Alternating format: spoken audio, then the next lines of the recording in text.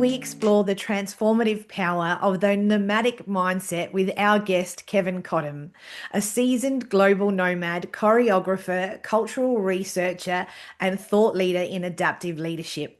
From shaping the Olympic Games' closing ceremonies to conducting field research among nomadic communities in Mongolia, Kenya, Morocco, and Namibia, Kevin's journey has been marked by exploration, creativity, and deep insights into leadership dynamics. His experience across 15 global cities and diverse industries offers a powerful lens on how movement, adaptability, and curiosity can fuel personal and professional transformation. Now, we plan to talk about how what shifts are required to thrive in uncertainty, how to embrace change as an opportunity, how to lead with resilience and innovation. So, if you're ready to expand the way you approach leadership and life, then this is going to be a great conversation for you. So, let's welcome Kevin to the show. Welcome. Hello. How are you? It's wonderful to be here, Marianne. Thank you so much. You're so welcome. I was so excited to talk to you today. And I'd really love to start with what the nomadic mindset means to you and how you first discovered its transformative power. Well, there's a few questions there already. So I would like to I'm going to start off by dispelling a myth. All right. Is that people say to me, "Oh, I love to travel, so I must have a nomadic mindset." And I say, no, not necessarily. I say it depends on how you want to travel. I say if you want to go and sit at a resort and that's it, and you don't go leave the area, that's not nomadic. I say if you want to go to a country and you wish to spend and integrate and learn about the language, learn about the culture, eat with the people, have conversations, then I think that it's very important to understand that that is more nomadic. And what I mean by this is that the nomadic mindset is a holistic, interconnected, very nature-based mindset, which is incredibly curious, adaptive, resilient, sees change as nothing, and sees opportunity as everything. So it's a very important aspect that for us that we all have the nomadic mindset inside of us. We just may have forgotten it through a variety of cultural, educational, organizational aspects. And we have become very rigid and we have become narrow thinking and not expansive enough to deal with today's polycrisis, many crises, which are chaotic today. And we, as psychology says, is that most of our information is informed when we were children. And that is where we bounce back to because all we have is history. We don't have the future. We don't only have the now. And so consequently, if we look at this in a very sort of spiritual aspect, is that if we look at history, not just our history, but many lifetimes of history. And therefore, our mindsets have been conditioned through industrialized. So a long time, like hundreds of years of industrialization. And so that is where we still sit. And unfortunately, today is asking us a lot of different ways to think and is looking at everything as an opportunity.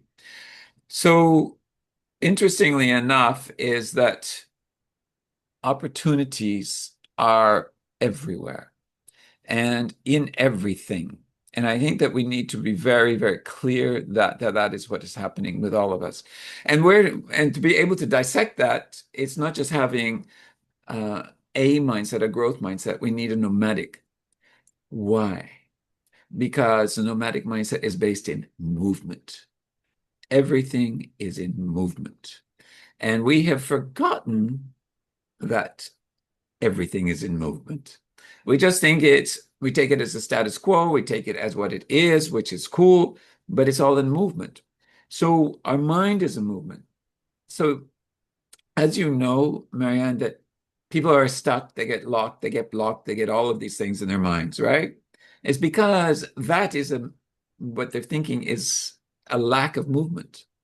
And we need to be able to remove those borders and conditions and boxes, and so that there is this freedom of movement. But we all go through the cycles.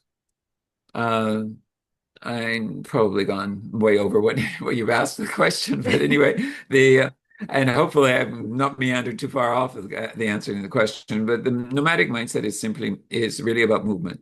And if I give you a share about this, because if you come to the dictionary perspective of what is nomad, the nomadic nomad, the meaning of nomad is based in a couple of ancient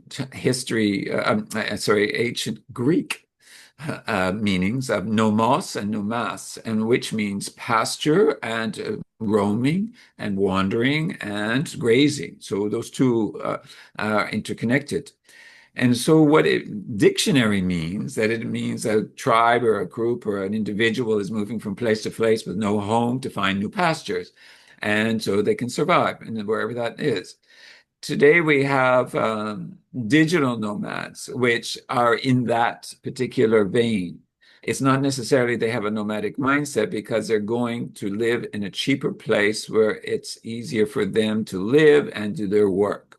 And as long as they have a good, fast internet and a circle of other digital nomads.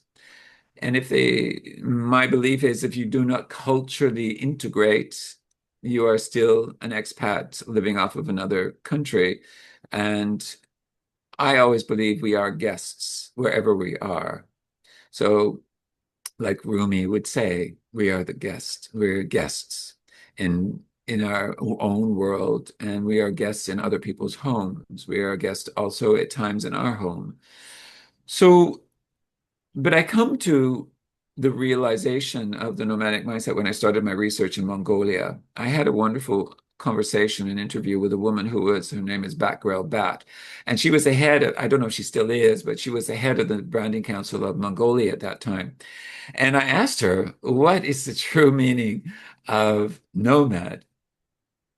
And she had these really big eyes like you. And she had a smile that went from ear to ear. And she had this deep and sultry voice.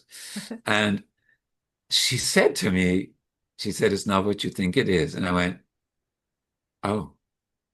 And then I leaned in and closer and she said, it's the movement of the mind, the movement of the mind, the movement of the mind. Now, isn't that beautiful? It is. I mean, it's so beautiful. And I went, oh my God, this is the whole essence of what this is now. It's about movement. It's about the mind, but not just this mind, the mind, the heart, the gut, all of them, all of these minds that we have within us.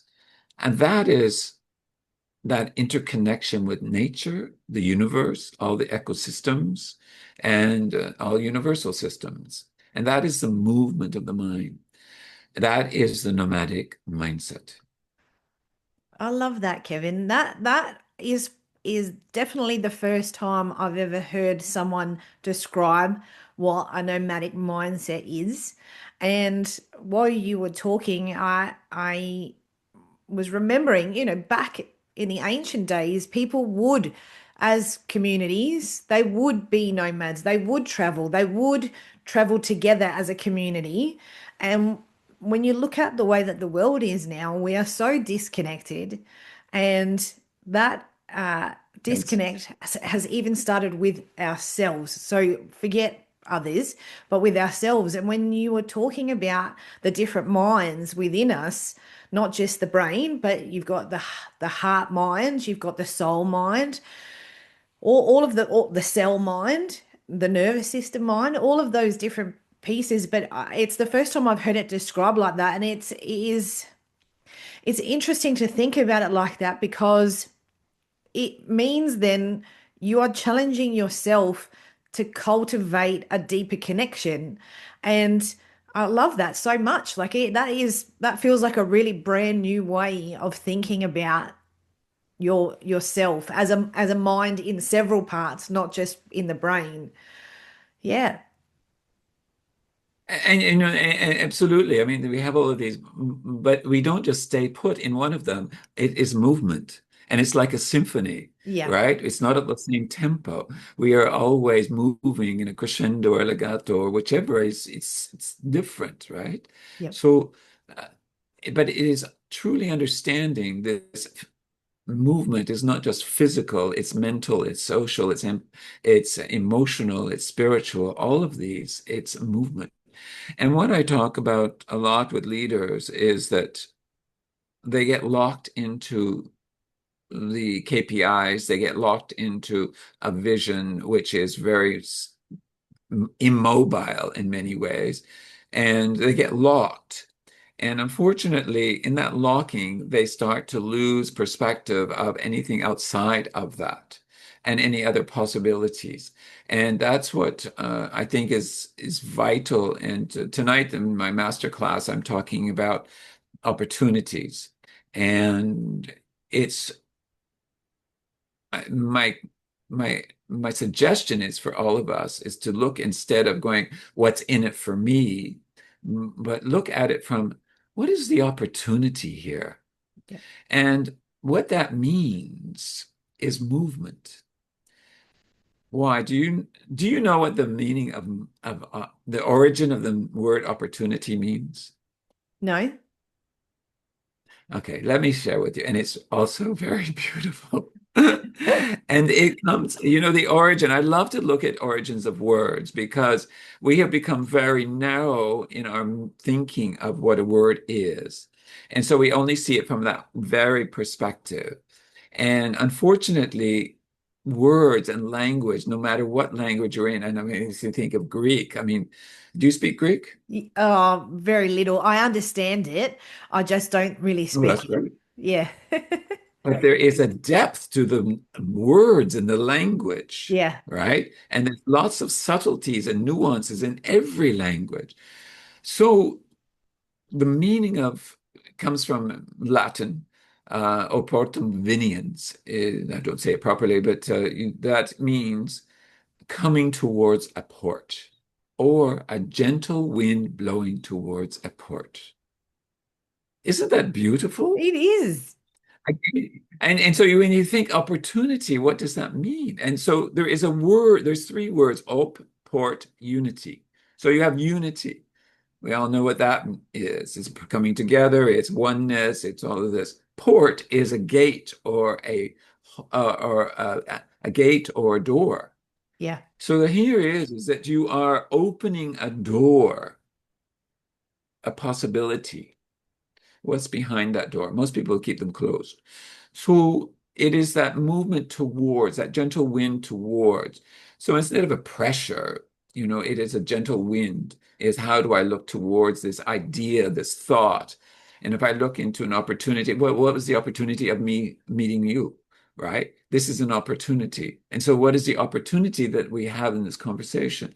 What is the opportunity that we might all gain?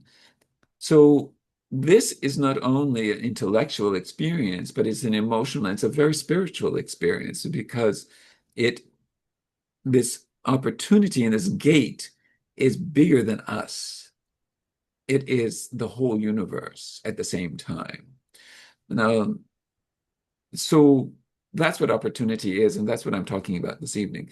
But and how does that relate to organizations? How does it relate to the way you do work, the way you approach anything? Because we have become so, as you started to say, narrow and also constricted, and also the challenges that we're having today, we're very good at going to the negative. And that sometimes we need to look at the negative, and then in the negative, what is the opportunity, right? Instead of going the negative and then all the way down the spiral, down the spiral, down the spiral, until all of a sudden you have an awakening moment, an aha moment that says, okay, the opportunity is, and I go out of the spiral, right? However, you have to be allowing yourself, right, to be able to flow and to move between all of the ideas and thoughts. Yes. I just love that concept. And I have never again, it's opportunity. I didn't know the origins of it. I'm going to my family's place for dinner tonight, so I'll drop that. They'll love that. Um, but the Greek people. Um, Yeah. when you're talking to business leaders and you're talking to them about opportunity and about movement of the mind, movement of the soul, just that mindset shift, are you seeing a lot of resistance in those conversations, or is there an openness to learning about that side of things? Um, Put it this way, that why do people come to me? And why do people come is I have discovered, and organizations, why do they come to me? And even their coaching clients and whichever. And I think that's where the starting of this is, which are in your question. And that is they come to me because I have this calm nature.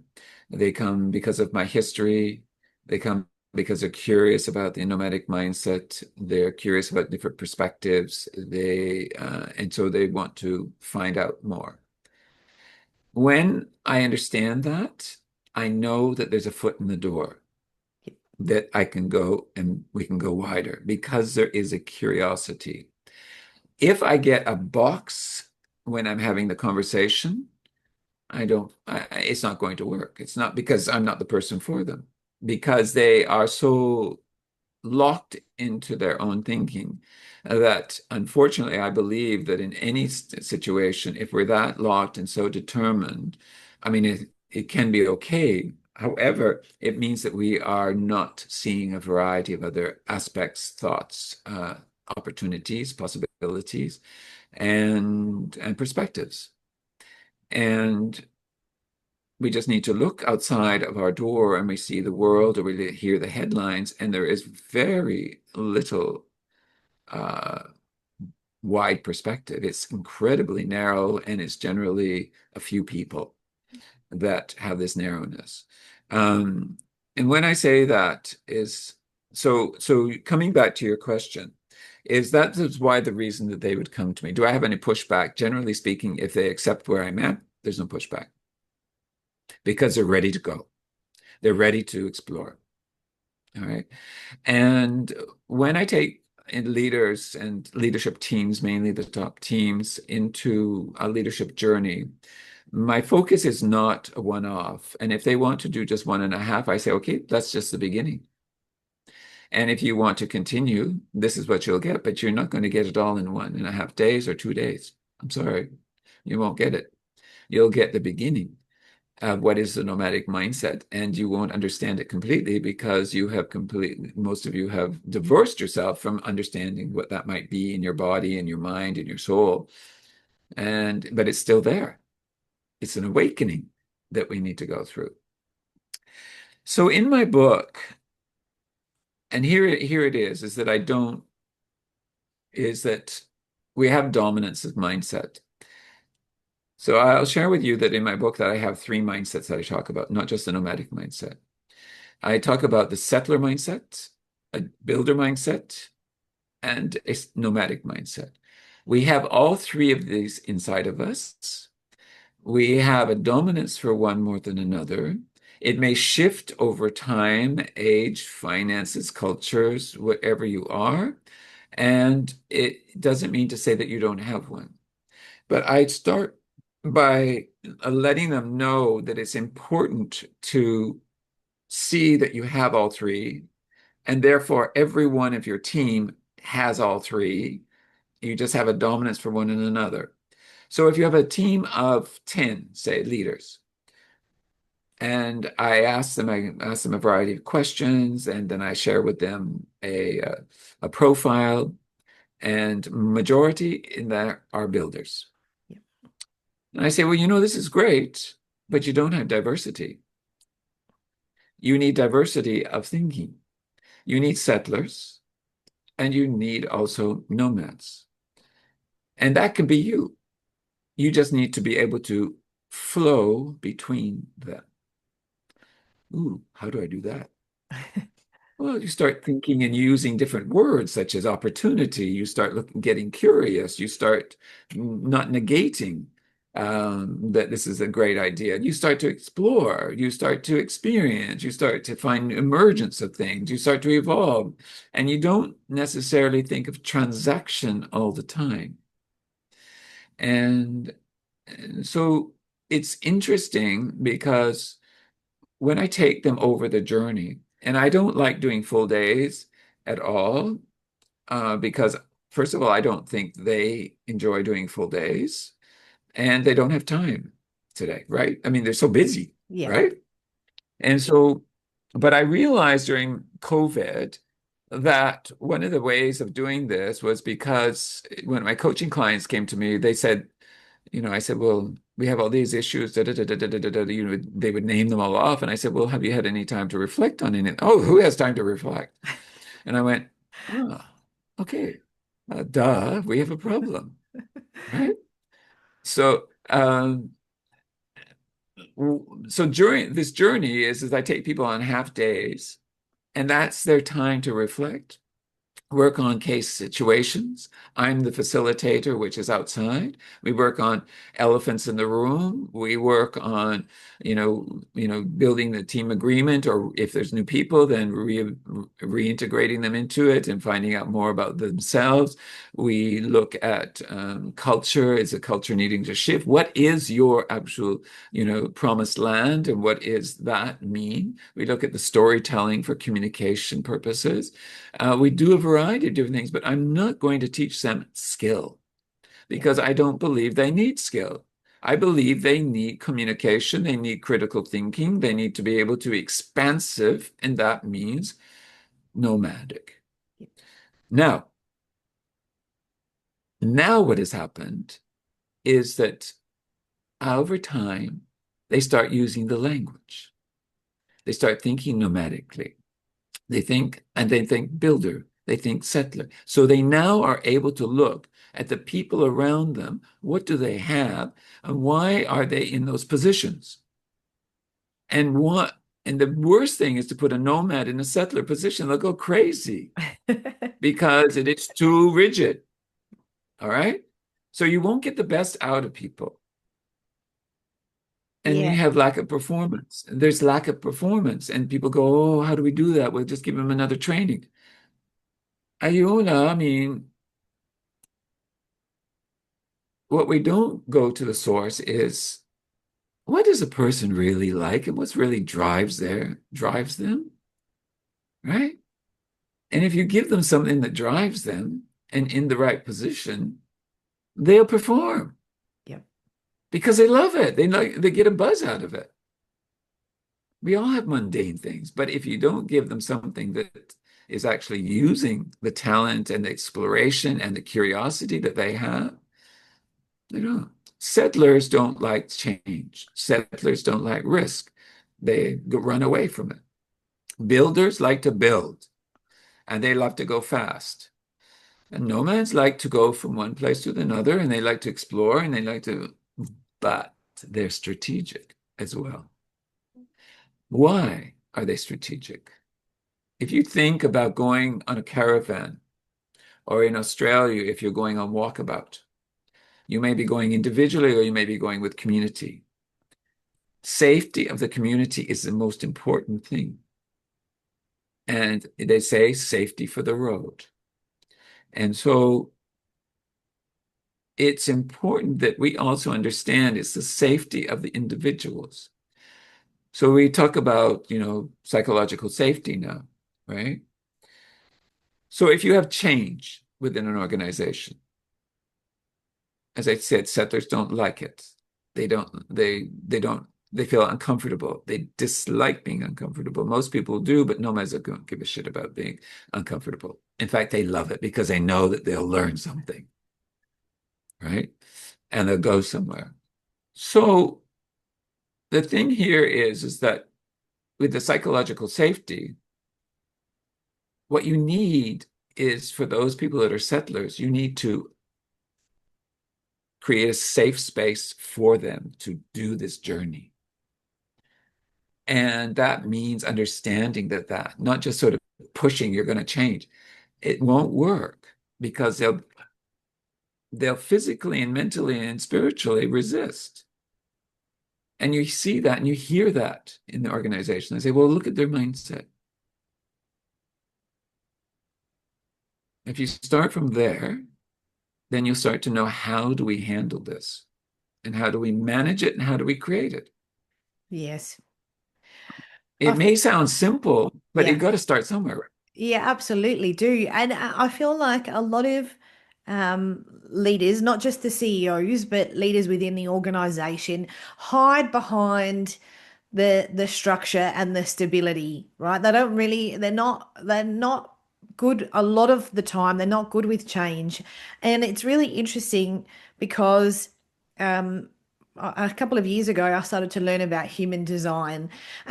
While you were speaking, I was thinking, no wonder the understanding those dynamics now are so important, because human design really tells the story of structure, of what was the names that you had, the three names? Nomadic, Yes. builder, and settler. Yes, yes. So you could probably put the human design profiles into those categories, because Yeah. I'm a projector, right? And projectors are pretty much nomadic. That is, we want to explore. The curiosity is innate.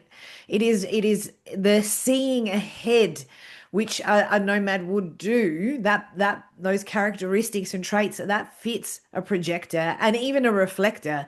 But the other two match the manifesting generators, because some of them are just, let's get on with it and do it fast. That would probably be the manifesting generators, and the generators are very much about structure and stability, and just that, just doing the things and just getting the job done. And so it is, I think it's an important conversation to have in organizations, because, like you said, we definitely do need a mix. You can't, when even in the hiring process, and I talk to a lot of CEOs about this, in the recruitment process, are you just recruiting another person who is the same as what you already have, or are you changing up the dynamic? And how are you cultivating the differences within your organization?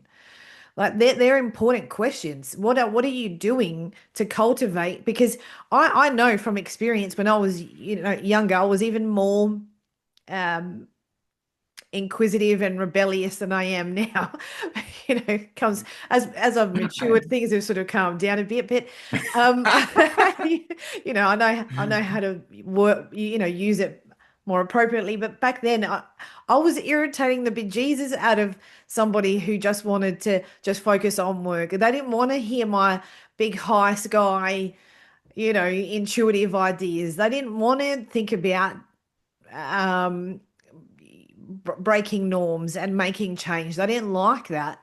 And so I think, yeah, like I said, I think it's really an important conversation to be having within each organization, and as someone who's facilitating in those organizations, to talk about this, bring this to the surface, because it is that's how you thrive. That those differences is what makes an organization, that become an organization and an employer of choice, not the other way around. But if it's not being appreciated or cultivated in the right way, chaos tends to Yeah. reign significantly.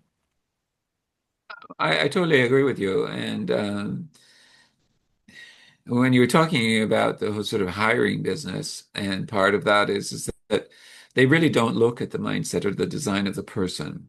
And unfortunately, that is where they need to get into, because there's a bias of the position and what are the roles and the responsibilities. And so in that biasness, they're looking for what they believe is the right person of what from their mind, Yeah. right?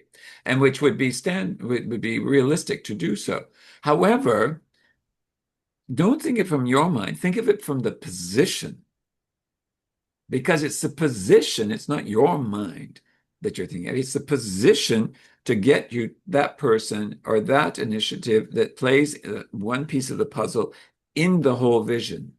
Yep. Is that person going to be able to function and really function? I mean, you can do it by just looking at skill. No, we can all have the same skill, but the different mindset, and the mindset will then dictate how you use that skill, Yep. right? So we look at it from, I think we're looking at it from a too narrow perspective.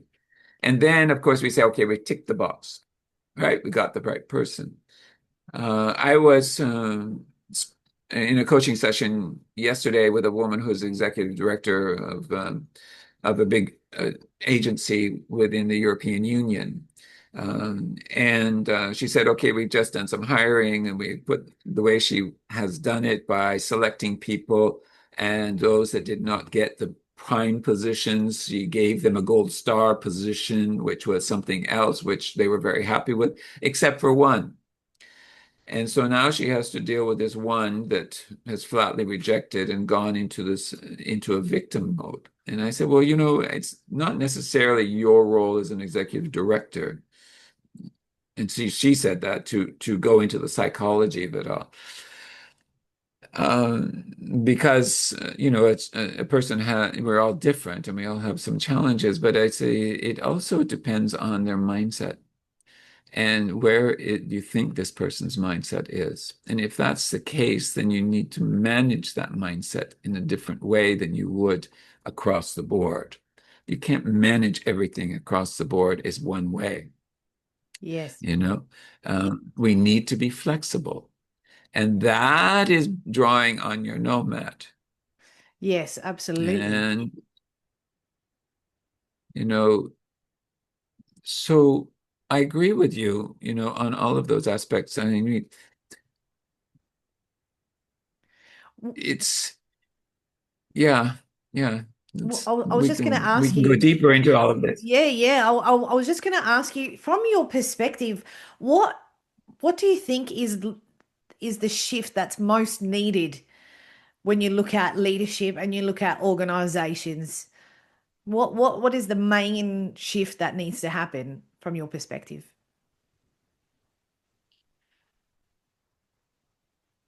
I believe that there's a variety of things, but I would say that probably the main thing is that they need to look at situations from a much more expansive way with non-biased individuals, also sharing questions and the critical thinking.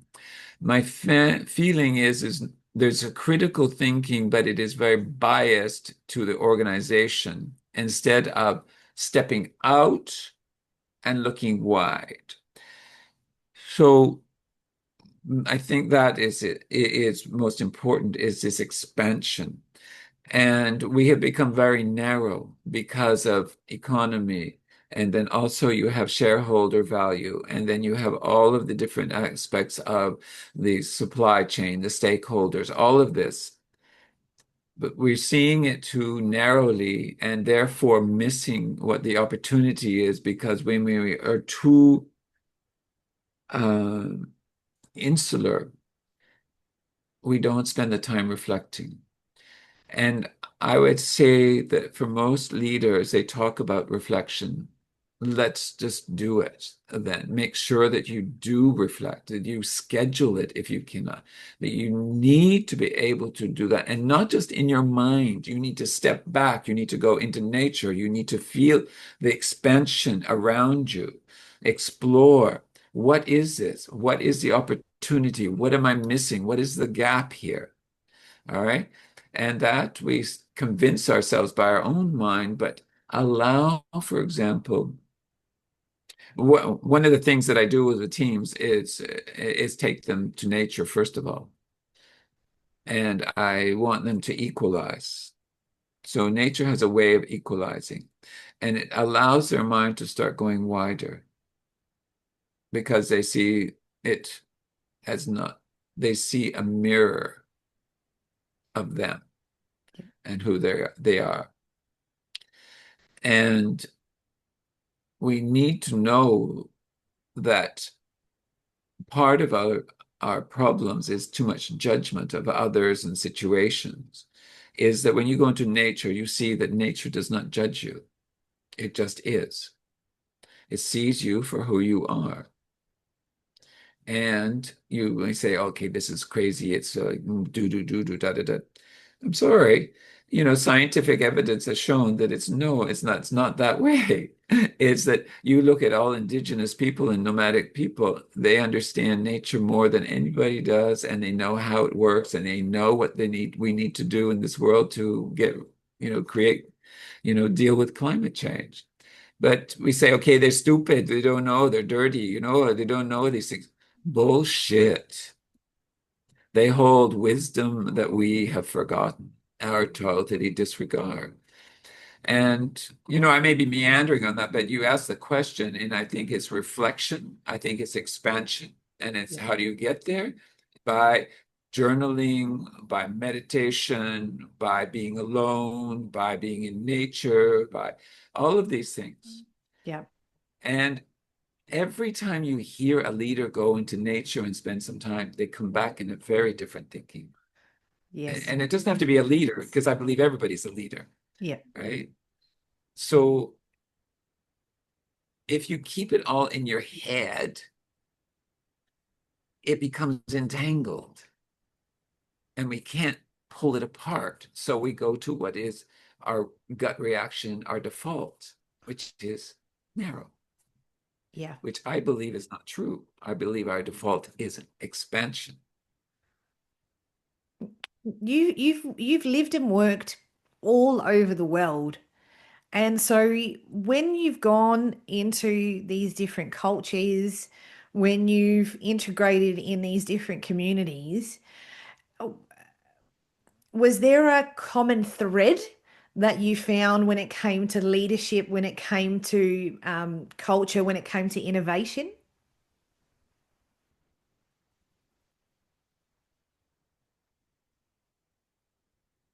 There's a common thread in that you talked to, I'll go back to a little bit that you talked about differences. And the common thread in all of them is that we spend too much time in the differences and not enough time in what are the similarities. So I think this is the cultural thing all over the world, is that our instinct is to go to differences and we talk about those first. And what about the similarities? So if I can say the situation that I had which was it was very enlightening for me. And when I was in Mongolia, I asked the same questions, first world questions I asked in Kenya with the Maasai, the Berbers, and all of the other tribes in the southern Sahara, and also in Namibia. I asked the same questions. I would get very similar answers. And I was sitting in a hut in the Rocky Sahara having tea with my guide, my driver, my translator, and friends of the master of the house who was giving us tea, mint tea, because that's important to have a tea ceremony. Um, and so there was conversation in Arabic, which I don't speak, and between my guide and also the master of the house. And he said, but I didn't even know what they were talking about. But my understanding afterwards, I found out that he was telling him about me, because what I really learned was that they need to trust you being the outsider coming in. Mm, And and that is the most important thing, is that before they would share anything, it was, can I trust this person and find out about them? That's the tea ceremony, is gathering information. All right. As much information, they say the longer it goes, the more information you get. So, so I guess we have to go for 10 hours, right? Speaking, no. No, but anyway, so then after 3 cups of tea, which seems to be the magic number, my guide said to me, now you can answer your question, you can ask your questions. And I'm going, well, why now? Anyway, I started to ask my questions and he didn't speak, so I had to go through my translator. And then he said to me, because most of them don't ask me questions, he said to me, what makes us similar? And I was like, what does he mean by this? What is my answer to that? Because what he was referring to, because he had heard about the nomads in Mongolia and he heard about the Maasai, and he was wondering what makes us similar. And I said, it's your humanity. Because they would answer the same question. So, for example, if I ask, the question, how long in advance do you know when to move? Mongolia, they said a week. Kenya, they said a week. Morocco, they said a week. And I thought, have they been talking to each other? No. But they get this from the interconnection of the universe and also nature Yep. because they don't look at just the intellectual, they look at the systems that they're living within, and they look at the animals. And they watch the animals, and the animals act differently. Different types of animals act differently when seasonal change or when the time is to go. So interesting. So it's fascinating.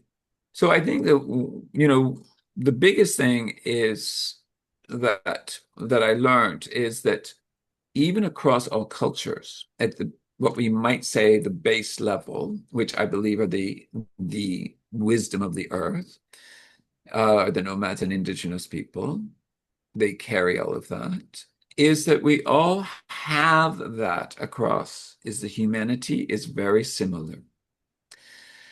And the differences come how we layer the culture, our language, uh, all of this are layers we put on, and they then dictate.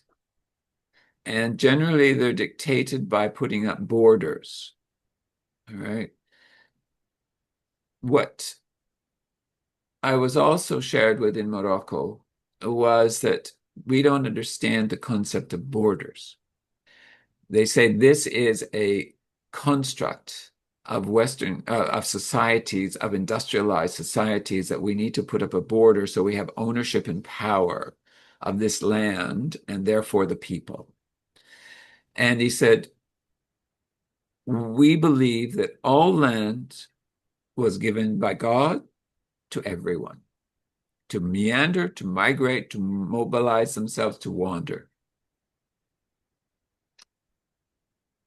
And he said, unfortunately, we're we're not allowed to leave Morocco anymore because of the dangers in the Sahara and because of the terrorists and the different people who are hiding out in the deserts.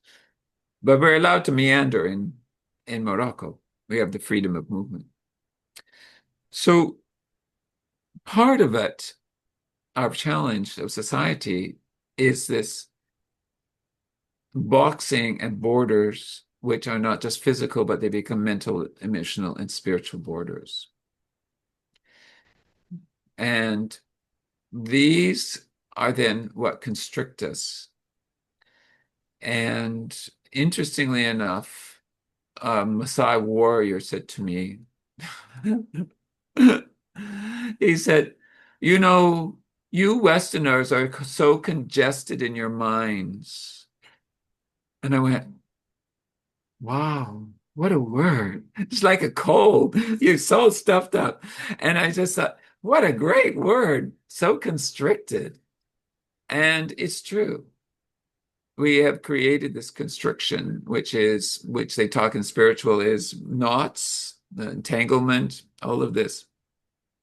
And the only way to get to enlightenment, right, is to be able to disentangle that congestion so that we can see more expansively, see more light. So I hope that answers your question. Yeah, it definitely does. Sorry. Do you know, this is going to sound so strange, but the entire time you've been talking, like the guides, the vision that I keep getting is The Alchemist. Like that's one of my favorite books. I love that I so love it. much. I actually read it at the beginning of the year again, and it is there's just so much to what you're talking to that fits the learning that is in that book. And I'm just wondering, I'd love to know from your perspective, do different cultural perspectives on movement and adaptability influence the way leaders make decisions? That's a very good question. And I haven't really thought of it in this particular way.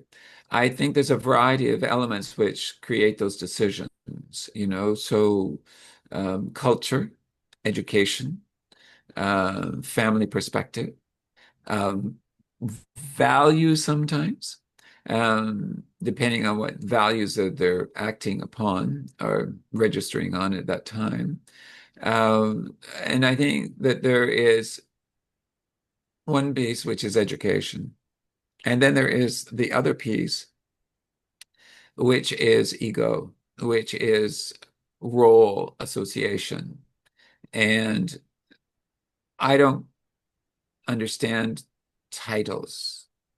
Um, People say you need to have all these, certifications, and then you put all these titles up and stuff like that. And I say, I don't understand that, because that's not who I am. That is an outward manifestation of what other people want to see as a door, perhaps, or a port into you. It depends on the individuals, but I would say, in my perspective, from seeing the world and being in different cultures, is again, this is similar across, is that we are driven by what we call success and money. Yep. And in that success and money comes apparently title or maybe entitlement as well.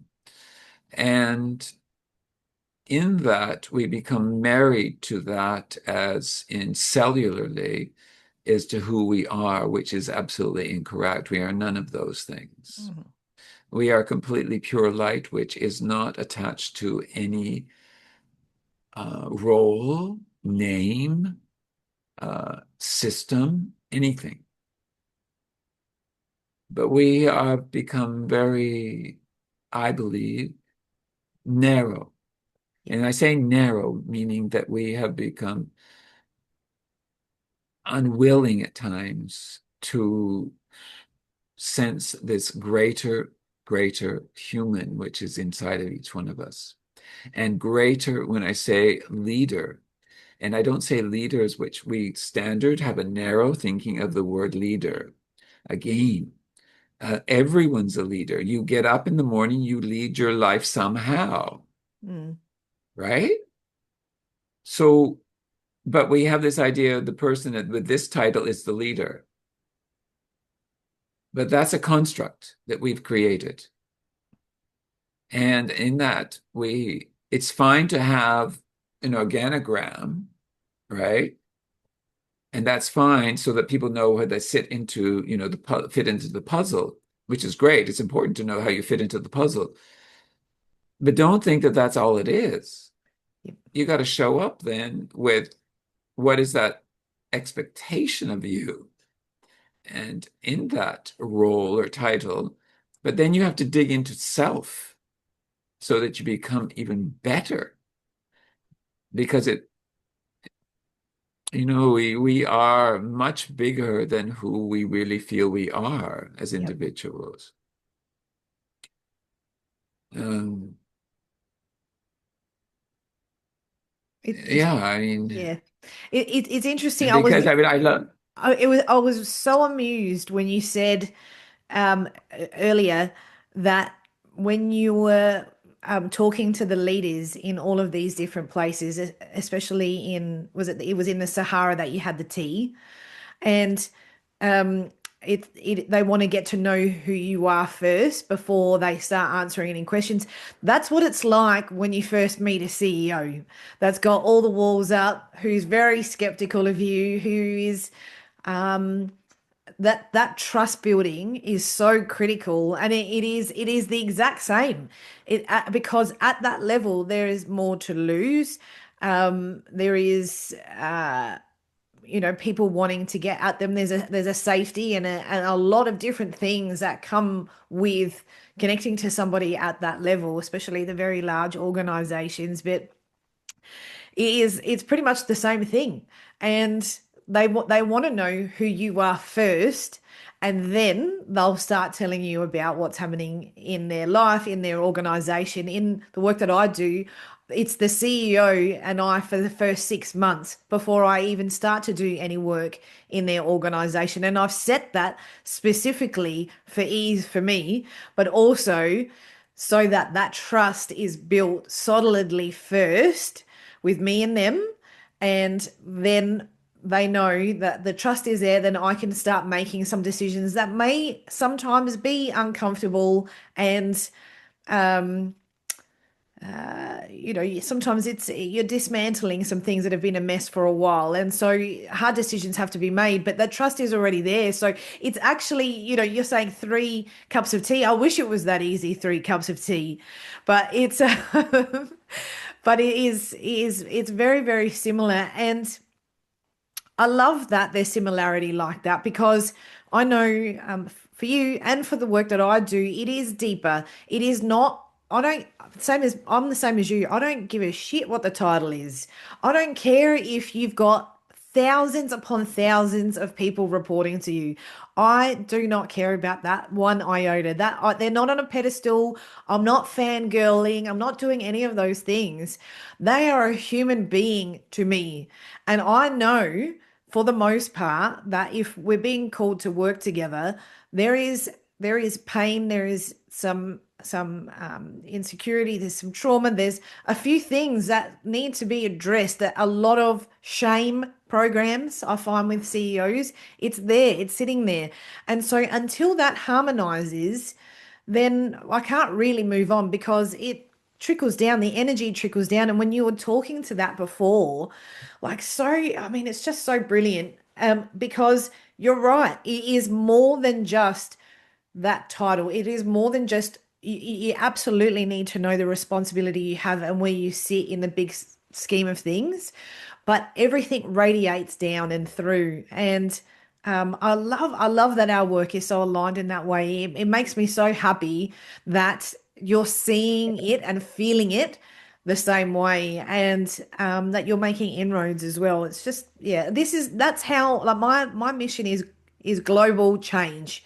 I want to see all organizations operating with an understanding like this, and it's really exciting. I have to ask, I can't have this whole conversation and not ask you to talk about the Olympics. That is so random to have found that out about you. How, what the hell? What happened? How, when, can you please explain what, I mean, choreographing an Olympics, I mean, that's huge. And it's champions, it's elite organizations, corporate leaders, all the work that you do is incredible. But I specifically want to understand more about the Olympics.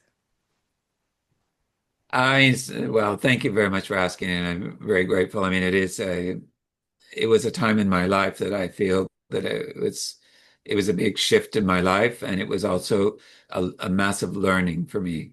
And first of all, I thought, wow, I got a great title and I got a great gig, and they say, okay, you're going to have a TV viewing on it of 2 billion people, and you have, 60,000 people in the stands, and you go, holy shit, I got to produce something. And so, but I never really dug into that part. I mean, the way it came about was very interesting, because in Canada at that time, and it was going to be the Winter Calgary in 1988, so back in the dark ages, and and so they were doing the ceremonies very different. There was an opening ceremonies which was done by a different choreographer and artistic director, and then there was myself for the closing ceremonies. And they wanted figure skating to be the basis of that. And because Canada being a basis, is a very big figure skating and ice and all of that. So we wanted to do this. And what happened was I was actually choreographing from a very well and successful champion figure skater in Canada. His name was Brian Pokar, who doesn't, he died shortly after the Olympics, actually, and unfortunately, and great loss. But he was from Calgary. So the way they were hiring was this: Calgary first, Alberta second, Western Canada third, and then fourth, the rest of Canada. So I happened to be in the third because I was in British Columbia, so the next door province. I said, why don't we put in an offer to do this? So anyway, because of his status, they wanted him, and so with him, he got me. They got me, and so it was phenomenal. I mean, how did I do this? I don't know how I did it because I had never been involved with something so large. I just learned by rote. And it was an incredible team of coming together of all departments. I loved working with all the creative departments, lighting, TV, costuming, music, everything was so fantastic. But I think the biggest thing for me at the end of it was that I'd never felt proud as a Canadian because I took it for granted, is that I realized that I was so incredibly proud of being Canadian, but I didn't do this for me. In the end, I did it for my country, and I did it for every single performer that was there. And that was probably the biggest learning. And it was much more than the title, it was much more than that. And I realized that that is what life is about. And it is about this constant learning in everything. And so that's what I talk about in connecting the dots of your life. It's not the headline above the at the top of the iceberg. It's below the surface, the iceberg, which is the real learning. It is exactly what you gain through your life. And those are what you take forward through your life, not just the big titles. Those are nice, but it so it was this fun, glorious moment, lots of booze, lots of partying, but it was really hard work. I And bet. I still today, I have Bibles of every 8 notes or whichever for every area or different groups in the choreography. I've written it all out, and we never had it in a system in computer because we didn't have computers in those days. And so you may sound, my God, it's really archaic, but it was at that point. And the first cell phone we had was this big and an antenna, and only one person had it. So we were on walkie-talkie most of the time. But the point here is that I never thought that I could do something like that. I Yep. never thought it was in me. Somehow I just did it. Yep. And I realized it was very nomadic because I did not hesitate. I jumped and then learned. Yep. And I was so curious about every aspect. And sometimes you have to jump and go with curiosity and just learn. Absolutely. But there's a connection between creativity and movement and leadership, right? There's links with all of those things. And so it also talks to personal growth. And I think that extends on what you're just talking about. You jump and you just trust within yourself that you're going to be able to work it out. And sometimes the more frightening it is, the better it is for you. And when you think about when we're kids, we just play. We just, we're ready to just, run onto the road, even though, that's obviously Absolutely. dangerous. But they don't have any fear. But as we get older, we have different things happen, and so we start to get more cautious. And I'm nearly 50, I can feel that within myself, like how much more cautious I am than I used to be. Like some of the things that I used to do, I think, wow, all right. I'm not sure that I would do that now. Do you know what I mean?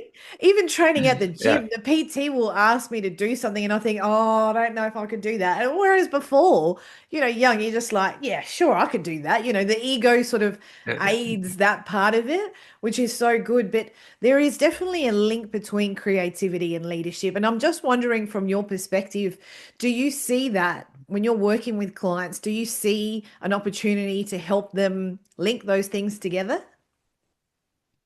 Um, that's a really good question. And because when you say, uh, again, here's the narrow perspective, is that when you will say to somebody, well, that's being very creative, you're very creative. No, I'm not creative. Um, but it's perspective. Most people think of creative are artists, visual artists, dancers, choreographers, filmmakers. They see all of this as creative. I don't do that. But that's not true. Everyone has creativity within them, and the way they deal with their strategy has to be creative. The way they deal with the decision making, the way they do with their critical thinking is creative. And so it is very expansive. And I invite through the nomadic mindset for them to get creative. Yep.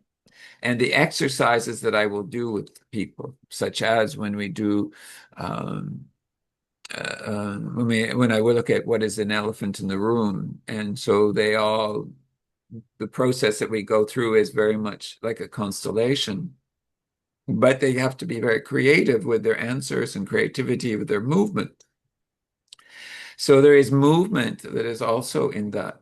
And because I come from figure skating and as a dancer and choreography, movement is, if I don't move, I go crazy. I mean, my brain just gets, I need to move so that I go, oh, okay, fine. Okay. It's like it's a releasing the toxins. But leaders, absolutely. Leaders, I believe, are creative. Yep. They have just locked themselves into what they are supposed to be Yep. from the outside. And that is locks you into your visibility. Being visible is important, but the visibility, how do you want to be visible? Yep. How do you want to be in that visibility? I personally, I just want to be who I am and authentic in the way I'm doing things, and being. Um, and I think that's probably you as well. Definitely. And that's why we do what we do. And I believe that also is in leaders that you don't have to put on this, draconian image of who you are because you think that power over people is actually going to do that. You can do it in different ways, but some of the violence and the abuse that happens is not particularly helpful, No, you know. no, it isn't. And so consequently, um, if there's anything I do say is that it's all movement, and we need to move in the direction that makes us happy, that works from the heart, Mhm. and doesn't do damage to others, Yeah. and is good for everyone. And How I do think that is the simple premise. Yeah. How do you see leadership and organizations and their culture evolving over the next 10 or 15 years? Well, because we are looking at high technology and AI and all of this, we will be moving towards all the systems, or pretty much a lot of the systems will be moving in that direction. How is leadership going to be then? Is that I believe that that is when individuals will need to really dig into their nomad, their opportunities, their creativity, and to find new ways and to be able to be more independent. Unfortunately, much of the population is not wired that way. And they will then somehow lose out, but because we support everyone, that there will have to be some sort of perhaps, living wage for everyone, and not everyone will fit into all of the occupations. But we need to be more nomadic in our thinking and less settled, because we're noticing today is those that are settled are going to really lose out Yep. because they won't get uncomfortable to move. I hate being uncomfortable as well, Yep. but I also see it as an opportunity to learn something new. Do I like learning all the stuff for AI? I'm curious. I'm very curious. I mean, and at the same time, I'm also reluctant at times, right? Mm. Because there's so much of it that I want to be able to center. I don't want to do, I have this app for that, this app for that, this app. It's like eventually, as I'm told, it will get more narrower, that more apps will do more things. So Yep. therefore, and the tools and the models will all, come together. But at the moment, everybody is exploring, and Yep. that is what is happening, is this exploration. Think of COVID, right?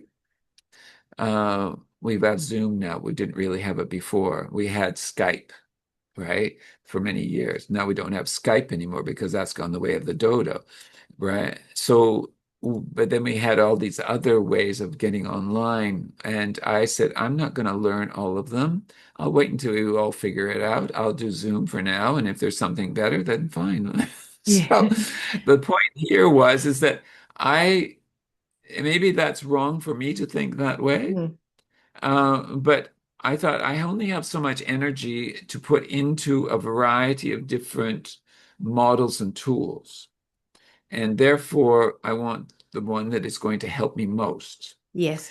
And that is the way I see it for my business and for what, and that I think is what's going on now. I'm playing, and that's fun. And but there eventually I'm still with one or two Yep. at the moment.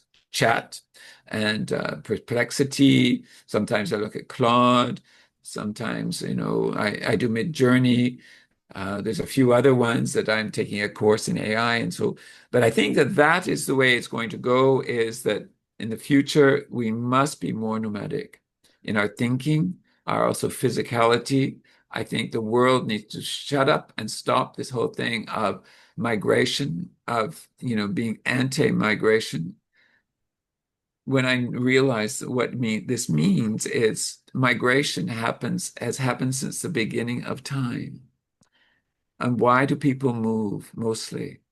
Because seasonally, and to find a better place to live. Sure, you have the bad actors. You're always going to have bad actors. Doesn't matter whether they stay home or migrate. You're going to have it. But we only focus on the bad. We don't think of the good, Yep. right? And it can, if you do it right, is the integration of societies. I think that's where they probably failed in a lot of organized companies and I mean countries. But there's a variety of elements. But the point here of just blanketly saying that migration is bad is absolutely incorrect in my view of the world. Um, we are human beings which are made to migrate at times and to stay put at times. That's who we are. It comes from our basis of in the beginning of humanity. It's interesting because a lot of the issues stem from the people who are holding the power, the people who are in these big, large organizations who are creating economic issues and feeding and draining the people that live in those countries. So it's very nuanced. I don't think it's a black and white issue. I think ideally, when everyone is operating for everyone's highest good in that utopia, which I hope one day I get to see, sure, migration is that would be a completely different thing. But the way it is now is, um, they're going from People are going from one structure to another, but they want to rebel. There is no integration, there's no welcoming. We are disconnected. But when you were talking about AI before, one of the opportunities that I see with AI is that it's going to force people to have to talk to each other because there's only so much you can do behind a screen and with the written word, if you will, but you will eventually have to talk to people in your community. You'll have to talk to the people in your workplace. It can't all be transactional, but it's going to mean then that because we have all of these tools and resources available, there's no real excuse for you to be, and I'll just say it, to be a prick to somebody in your communication. There's no reason for you if you are, you can use all those tools, but use them to communicate better. And then that's going to have to translate though in person as well. So the depth that you are pretending to give, for example, I'm seeing this on LinkedIn a lot, that a lot of people are talking very similar language to the things that I'm saying, right? And that's fine. They're talking about energy and alignment and all of these things. But in person with your clients, are you having those conversations? Is that still part of the conversation? Are you still Yeah, delving absolutely. into all of these things? Like, is that true to your work? Is it true to who you are? And I'm not convinced that there is, and I'll use that word, alignment in that, but I think it's going to force people's hand one way or another because you can't hide. You can't talk to just the fluff. And a lot of coaches uh have got all of these beautiful words. I've got all of these beautiful some even have AI photographs now. That's not even real. So it's like their face, but it's digital images. That's not, they haven't gone and done a photo shoot, so it's, but then when you see them in person, where's the depth? Have you actually done that work to be able to lead someone through this properly? And that comes with, and this circles back to what you said, you've got to know how to be okay being uncomfortable. If you've never led yourself through that process time and time again, and I mean like years on end, where you are skilled in that way, that is where the gaps are really going to start to show. And I'm looking forward to that in a lot of ways. Yeah, I mean, I think you're absolutely correct on this, and I love the way you express it. And we need to, I mean, and I will say, since the beginning of time, communication is the most important thing. Whether we have devices or we don't have devices, but communication is vital. Whether we did hieroglyphics within the caves or whichever, but we did all sorts of images, but it was all design and communication. And so we will, even with these tools and models, we will need to have a conversation with an individual. And it's not all going to be the machine. Why? Because we're still human beings that are floating around on this planet. And so we can't just say, okay, you're a machine now, unless they replace all of us with just robotics and they just have, make more of them that we're walking around and it becomes very space age. However, we're still there, you know, unless they plan to wipe us all out, which some people think that might happen. But anyway, that we won't go there. I don't want to go there, but we have to have conversation. We have to figure out, as I said before, is that we all have similarities. It doesn't matter. We may have differences as well. But the point of why we're here is to be able to have that conversation, those conversations to work them out, because that's the opportunity, Yeah. is what will we learn? And why are we here actually on this planet? We're not just here to do. We're here to learn and to grow and to find something new and fresh and whichever. That is why we're here. Yep. We're not to have power over somebody else. I mean, that's what some people feel. I don't believe that's the way. I believe that we all come here as individuals when we come out of the womb. Yep. you know? And so consequently, we find our ways, and that's the nomad. And but we need to have the conversations, and we need to have more conversations. And as you say, are people having these conversations? Yeah.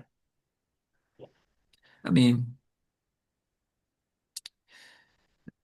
yeah, I mean, if we think about LinkedIn, I mean, sometimes on LinkedIn, I think, okay, I'm tired of these stories of the sob stories, which turn into success. I mean, I believe, and I mean, I believe that, but it's the way of communication to teach something. I'm trying to not go into the victim or what feels like the victim or this poor me or whichever. I know it's good to hear, but I feel uncomfortable about what is that supposed to mean? Yeah. Um, yeah, I mean, I don't know. I mean, I'm only on LinkedIn and YouTube and well, Facebook, I've sort of dabbled with. I stopped Instagram because I got hacked, and then I realized that the company, Facebook, it's very almost impossible to contact anyone to be able to because they don't want to contact and talk to anyone. So Yep. therefore, you're lost in they only want to you to consume, right? So I said, okay, I don't know really why I'm here. What am I getting out of this? Yep. Anything? And so I said, okay, I'm not going to go back anywhere that I don't know why I'm there, not Yep. there. Yep. It's about having this purpose because there's only so many hours, right? Yeah. And time, and also in the day that I can't communicate face to face, Yep. right? And I prefer to be face to face. One of the things that I think is really vital about, when you are moving around, and I believe that I mentioned this, and that is the community. And in Singapore, I don't live as an expat. I live as an Ang Mo, which is a white guy that lives in the heartland in an HDB, which is where most Singaporeans live. I don't live in a condominium. And that's very strategic. Yep. And that's because if I feel that I'm a guest in a land, I want to learn about the land. I want to be with the people. I don't know all the language, that's fine. But I'm showing myself of integration. Yep. And I think that that is where the problem lies for most people is that they don't see that we're guests. It doesn't mean to say that we are separate and better or we just don't want to integrate. Yep. But I think that when you go to someone's house, you're a guest, Yep. right? And you watch and you see and you see this is something I do, okay? I become very observant and listening is that when I go to someone's house, I observe first of all how the hosts are moving, how things are set up in the house, how all of this. It is this intuitiveness to do that so that I know how to respond Yep. and what I'm able to do. I'm not sure if other people do that. Do Yeah. you do that? I am because I'm so curious, and the sort of curiosity and the observing sort of come together, I think, because I'm Yeah. I'm I'm I'm observing from a place of curiosity. I want to understand, okay, what's the feel first? Because I'm so intuitive. What does it feel like? What is needed? How do I need to be now so that it makes things comfortable for me and for them? And sometimes you can go and visit somebody and they're they're frantic, and you're like, okay, well, I really need to ground this energy down. So it really just depends. But I think observing from a place of curiosity helps communication. And I think that really is what this comes down to. You can use AI to learn a lot of things. You can use it to design a lot of things. You can use it to structure a lot of things, which is really great. I use it, absolutely. I'm not saying there's no use for it, but Eventually, though, you do have to talk to organically, like what you're saying online needs to be the same that you would say to somebody in person. It needs to feel the same. It needs to be the same. The energy needs so you can create a lot of content, but deepen it with your energy, with your essence, with your vibe, with something that is really a true match and indication for what someone is going to get working with you. And a lot of Yeah, organizations, I think, are going to benefit from structuring a lot of things that they don't, that they can outsource and stuff. That's all going to be fine. But I think at the end of it, human to human is going to force deeper conversations because you can use AI to answer someone back in a text message, which I've done. I've absolutely done. But you also need to be able to talk like that when you see someone in person. Otherwise, there's going to be a complete disconnect. And that builds a lack of trust. And then everything starts to unravel. So it's either going to be something that's really beneficial for you because it's going to deepen things, or it's going to create more chaos. right, right. Have you ever had an experience where someone has said, "Was that you speaking that and writing that in your text, or was it AI?" Because it sounds like AI. No, because I tweak it. I don't just copy and paste it straight. I'll tweak it, but it gets the general gist of what I'm trying to say. And for one, when I like it's gonna be so terrible. For one, I was dating somebody and he'd send me, these epic long text messages, which I don't have time. I didn't have time for, but I felt bad not responding. And it was constant. I wasn't invested. In fairness, I was not invested in that relationship. And so I would respond. I'd throw his message into ChatGPT and I'd just copy and paste what ChatGPT said without even tweaking. And he had no idea.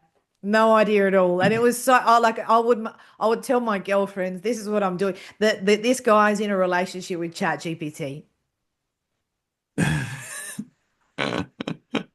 Oh, well, It very was a good good. ex That's it was a great. good it was a good experiment, but that's not the kind of relationship that I want or that I'm interested in, and I would never, that's certainly not the norm. That was a one-off, but it goes to show you, like I was disconnected already. I was disconnected from, receiving messages that were essays. I didn't obviously want to participate deeper, so then I relied on something else to do it for me. But that doesn't feel good. It doesn't feel good to Yeah, to to yeah. communicate. And I am a deep person. I love deep conversations. Hence why I've got a podcast. But to do to do that, just felt like, it was like, oh. I just can't be Yeah, bothered. yeah, And yeah. that's not fair. That's not nice. But that's how easy it's going to be for people now. And I'm sure I'm not the only one. I dare say that there's been many people who have done that before. And Oh, I'm quite sure that happens. I mean, I haven't done that for my text messages or anything like that, but I do for LinkedIn and stuff. But I generally write it out first of all, and then I put it in, and then yeah, I do ask for corrections and stuff like yeah, that. And so, but yeah, I'm still not completely there that I'm very, very effective with my prompts. yeah. So getting there. And But it's yeah, I also mean, but I was just no, going go to say ahead. it's also uh a good question to pause and ask yourself, why are you not trusting that you have the words? Why are you not trusting intuitively that you can respond? Why are you choosing to disconnect from this relationship, whichever one it is? Why are you Yeah, choosing to do that? That again, that comes back to being curious. absolutely. I mean, curiosity is one of the biggest and most important factors of life, period. Yeah, And then all the other senses come into it as well. And I yeah, think that's where the issue is that we become very desensitized. yeah. And so which the senses are connected to curiosity, which is a different value, right? And when we open our senses, we then start seeing a different world, and we can also see wider, more expansive, not only internally to us, and but also outside and also around us. Yeah. And we need to realize that we are, and we do this just naturally, that we are not alone. Yep. We are an individual, but we have a lot of other spaces and other items and other environments that we are within. And I think that these are all would affect the way we communicate. Mm. And hence, they have a relationship of intertwining because everything is coming into us. We have all of the external coming into us, and we can either absorb it, which we do a lot Yep. of it, and sometimes we just then it become takes over us. It's like some sort of, I don't know, amoeba that it just takes over who we are and becomes something else. Mm. So we I mean, if we come back to this whole premise of we need to know ourselves, and the self is really connected to nature and the nature of us. And my sense of the matter is that when we start looking at things from the point of the nature of, we start looking in a different way. Yeah. So the nature of our leadership, the nature of this team, the nature of the working culture, the nature of it's a very different feeling and vibe, but it also expands more, Yeah. and when I say expansion, it already starts to open those senses. Hmm. And it's very interesting. And I mean, I'm this next part of the journey that I have with Novartis, I'm starting to, the new head has said, I want you to go a layer down. And I said, fantastic. So we're going to go a layer down, and I will go to the site. Yep. And I'm Yep. quite curious about that because I'm the type of energy. Yep. And for me, working with leaders or working with anyone is really, what is my environment? What is my physical environment? How is it set up? How is it? And when I go into rooms, is there light? What type of light? Are there windows? Is there nature outside? Is there big tables inside? You know, I'm very simple. I want like indigenous and nomadic cultures. I want to sit in a circle with nothing else in the center. Yep. And that's us. We're in one circle. And it's interesting because environment is vital for our learning. Yep.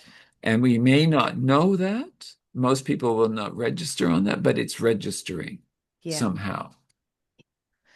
Yeah. Kevin, How do you feel about that? sorry, yes. Well,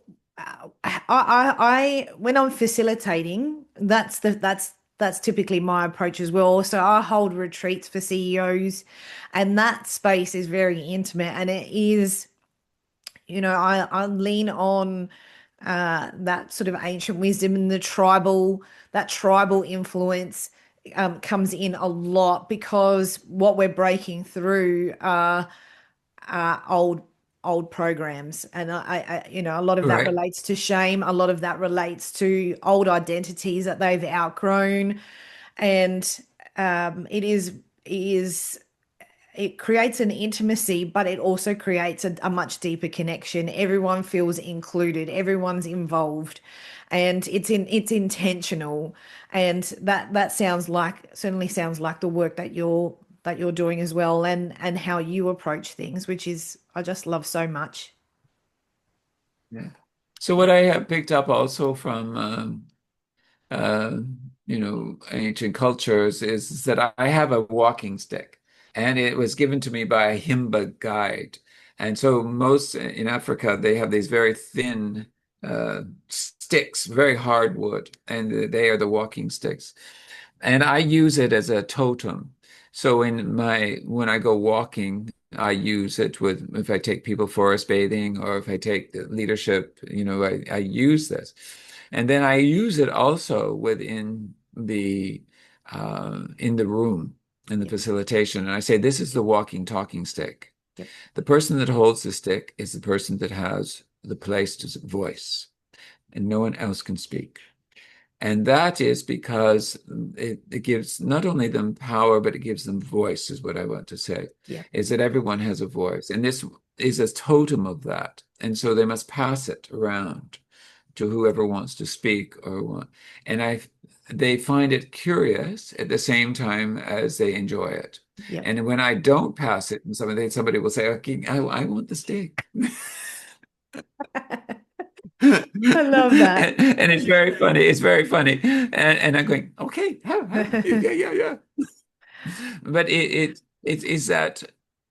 that circle that you want to create, which is a circular energy, right? Yes. And it Yes. is that energy that you want, which is putting them all at the same level, Mm. putting away the titles, put it on. Yeah. And and I also use a variety of other you know, tools such as cards and things like that, because I want them to learn to get out of who they are Mm. and use some other thing to explain something Yeah. so that it's not only about storytelling, but it's also about metaphor. It's about a variety of issues, but it's about taking them out of their head of this is me, but it is this Yep. that is I'm referring to. Yep. So it actually is it's beautiful to see this environment and how they work together. So I'm very Yep. grateful. I love So it that. sounds very similar to what you're Yeah, doing. it Yeah. is. Yeah, very much so. And I mean, the retreat itself it has to be intimate, and because there's a lot of shedding, let's say, and it is Yeah. a sacred space, and I treat it like that, and I talk to that when they first arrive, and we do a lot of different things to anchor that energy down, but it is essential, and more workplaces need to approach things in that way. Now, I'm conscious of the time because we're both two Yes. we are two chatterboxes, and we could easily, I'm sure, talk for hours and hours and hours. I feel like we've only just touched the surface of things, even though it was a deep conversation. But I just want to say thank you so much for joining me on the show today. It has been an absolute pleasure bantering and talking to you about the nomadic mindset, hearing about the Olympics. That was so good. And just being so inspired with the work that you're doing. I love it and appreciate this very much. Well, I can also say I appreciate the work that you're doing, not only for the podcast, but all what you're doing with leaders and everyone, and taking them deeper and to allowing them to find their true essence at the same time as to how they want to lead into a new world. And so, thank you very much, and thank you very much to your public. I mean, I really appreciate it, and you know, yeah, go nomading, I say. I love that. Thanks again, Kevin.